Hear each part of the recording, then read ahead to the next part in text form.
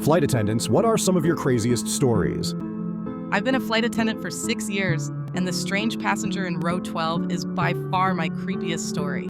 It was an overnight flight from LAX to New York. Most passengers were asleep when I noticed a man in row 12 staring straight ahead, completely still.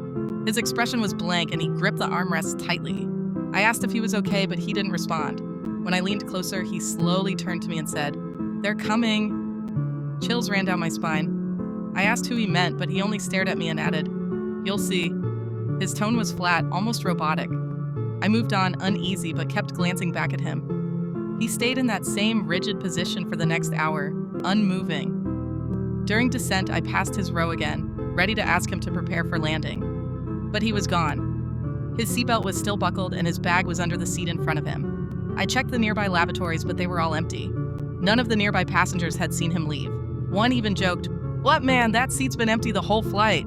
Now I was really freaked out. When we landed, I reported it. Security checked the manifest, but there was no record of him. His name wasn't listed, and there was no boarding pass scanned for row 12. To this day, I've got no explanation. I've told this story to a few colleagues, and some have shared similar experiences.